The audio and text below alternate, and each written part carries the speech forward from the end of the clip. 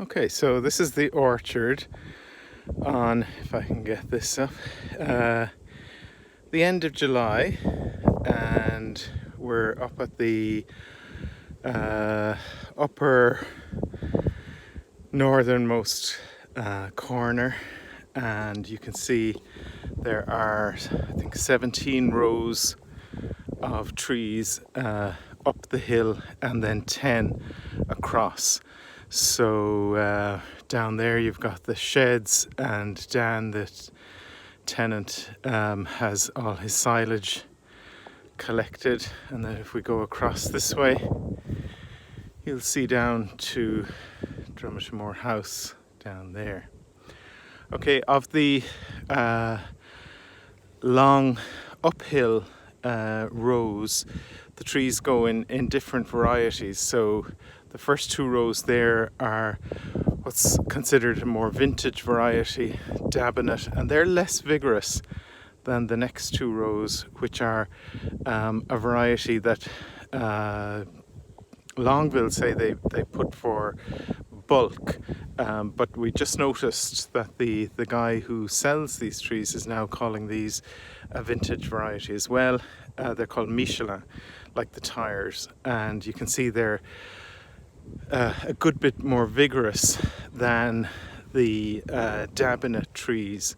So if we go down along, actually we'll go down in a row that is in between Michelin and Dabinet. So the Michelin, the more vigorous ones, are on the left, and then the Dabinets are on the right here.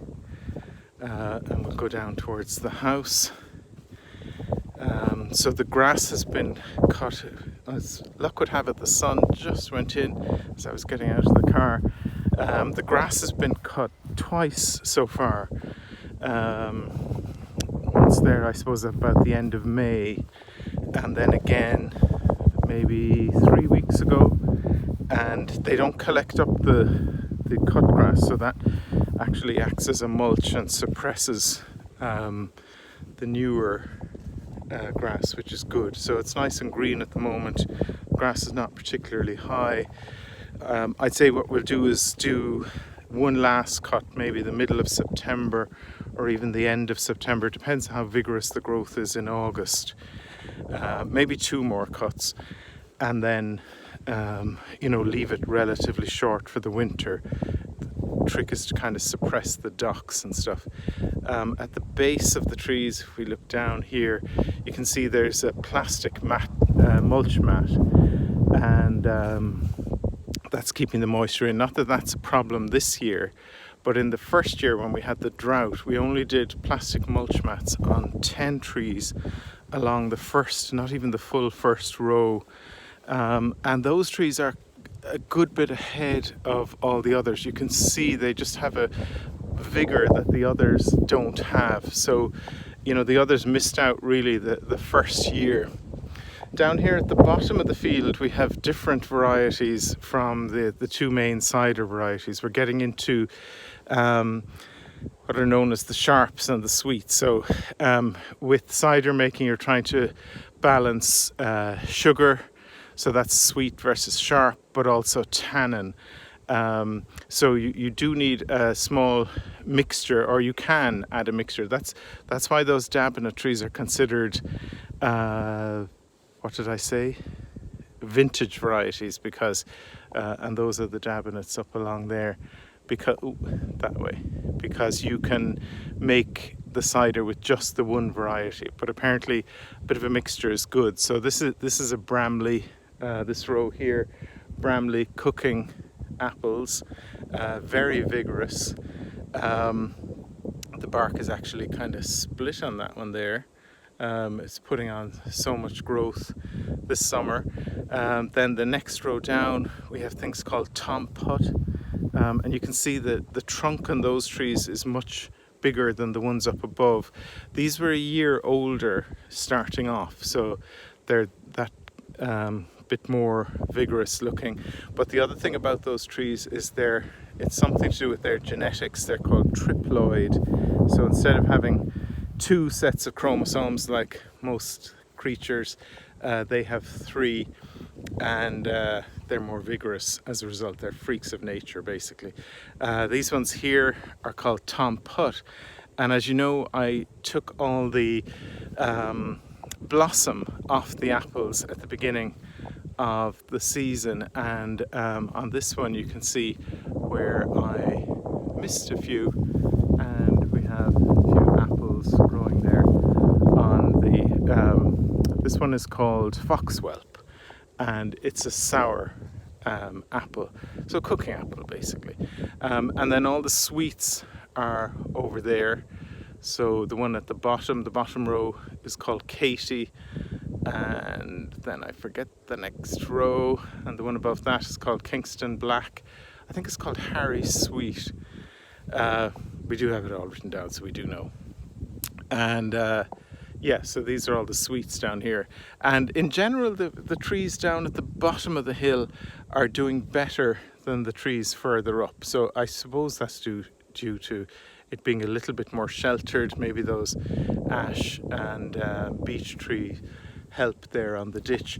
There was a field fence along where those trees are there, and that was taken out sometime by the previous owner, Kevin. And the row, so the furthest east or south of our rows is actually along the line of that ditch, and you can really see the difference. They don't do so well along that line at all, because they're, the ground is stonier and muddier and stuff like that.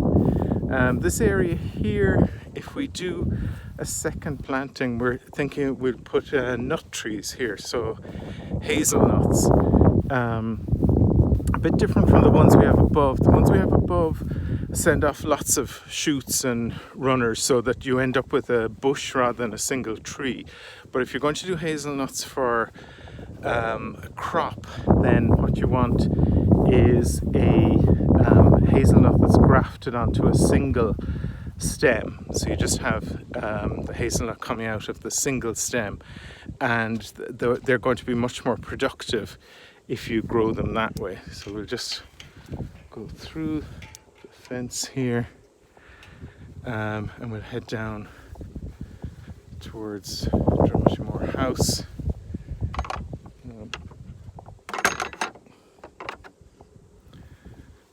So you can see there's a big job to be done here in terms of hedge cuttings. The beech hedge needs its once a year trim. Last year I measured, and there's 500 meters of beech hedge that needs to be cut, like if you include the front of it and the back of it. And Dan must have left this open to get at the key. I think he lost the key for this yoke. It's where the electric fence is plugged in. So just close that as I go. And let's have a quick look inside Drumishmore House. Just get the key.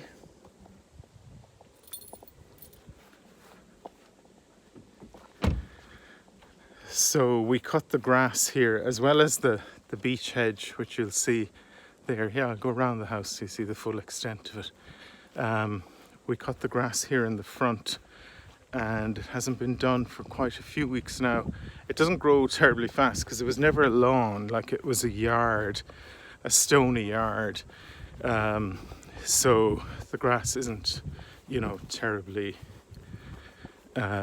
vigorous or anything, but you can see all that beech hedge, which Kevin had planted before he died, the previous owner. And then you can see the original entranceway, which he reinstated. That had been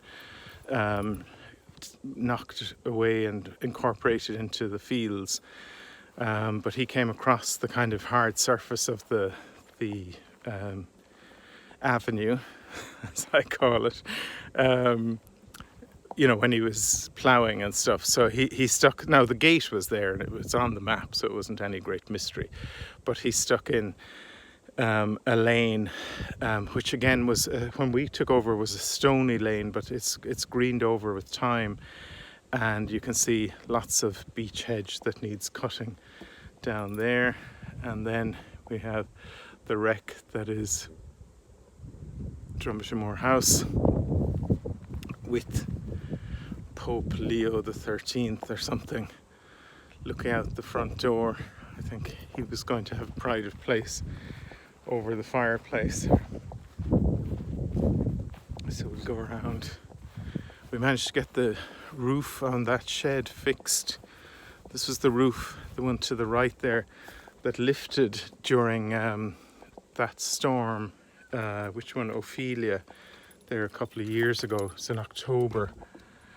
Or no, sorry, it was February, wasn't it? Hang on 1 second here now till I open this. I was in Los Angeles when it happened, and somebody said there was a hurricane going towards Ireland. And I laughed and I said, don't be ridiculous. We don't get such things. I'm sure when I came home they hadn't had electricity for the week and the roof was off the shed and so on. That's just a slate to stop the RATZ going in and out. Open up here. I was waiting for some four-legged critter to come running out as you come in here. Okay, so this was his kitchen. We boarded up that window there last year. You can see that alcove is original, and he had his sink in it. I don't know if he had a cooker of any kind, unless there was something over there where that chair is in the corner under that plug. One of our neighbours, Mary, who works in UCC, was saying that she visited him here when he was sick, and that this room was cosy enough once the fireplace was lighting. When he moved in first in the 80s, he put a back boiler, the workings of it there in that door to the left, behind the fireplace, and then there were radiators all over the house based on that back boiler, but somehow I have a feeling that the system never really worked properly. You can see there in front of the mirror there's a dead bird who got in and couldn't get out again. And then we have the real Pope up there, JP2, and Sacred Heart, and a clock, and his rosary beads actually. Yeah, we haven't touched anything here. Like there is some, like for example, there's just a big thing of change there. You know, modern coins. Let's see what date. 1996. So like, and then I'd know, God only knows what that stuff is. I presume next to the kettle there, I presume it's for cattle, but it could have been for Kevin himself. And then he had his aftershave, and then just the knife and fork in. We don't know, like in a Tupperware, we don't know to what extent his brother and sister took furniture away from here. So, like, we don't know how comfortable or otherwise the place was.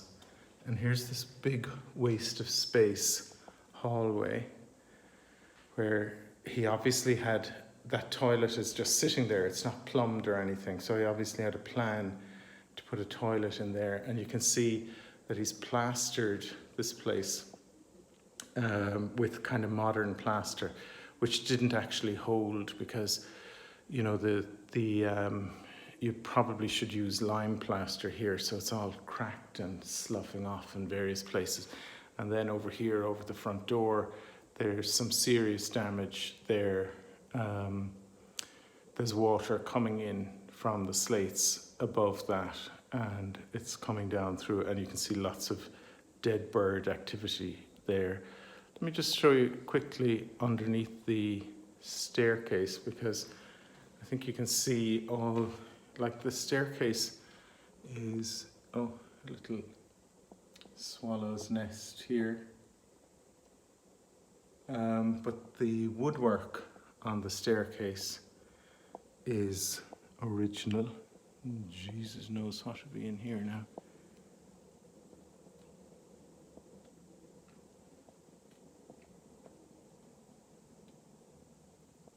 Probably not that ancient or anything, but you know, it's not a modern staircase either. I can hear the birds above. This is sitting at the door now, and this is off its hinges, and this place makes halfway look luxurious.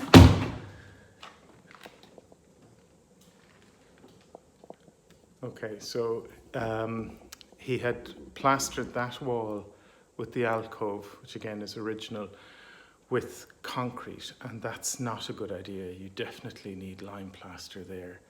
So, you know, that's not working terribly well. And then you can see the ceiling up above is seriously damaged from water getting in on the next floor. He had taken the window out here. Like when we bought this place first, actually, there was a picture window, PVC picture window, where those sash windows are now. And I think they probably shouldn't have done it, but I think his brother removed the PVC window and gave us back the original windows that were there. You can see the bits of nest and everything on the floor. Like, this place is a disaster. And we know he was sleeping here. Like, his blankets are actually still there in that cupboard next to the fireplace. Fireplace isn't particularly attractive, but it's nice enough. And then you can see the big, I suppose he was sleeping on that couch. You can see the big rads that he put in the 80s. The electrics, the place is rewired. The electrics really rough and ready, like zero thought to aesthetics in terms of where wires should go. And then we have Padre Pio there. Lots of religious, like there's a infant of Prague there in that wall cupboard. But this is the full width of the house. Like, there's only the 2 rooms downstairs. So you're looking from the window here on the front facade of the house, and then that wall with the fireplace is the back wall of the house. So it's really quite small. Well, the rooms are a good size, obviously, but you know, there isn't an awful lot to it.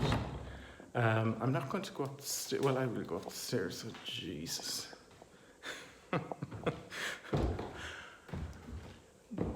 To bring Adham here normally to mind me. Like, cause I've once used to be afraid to go upstairs without Rian.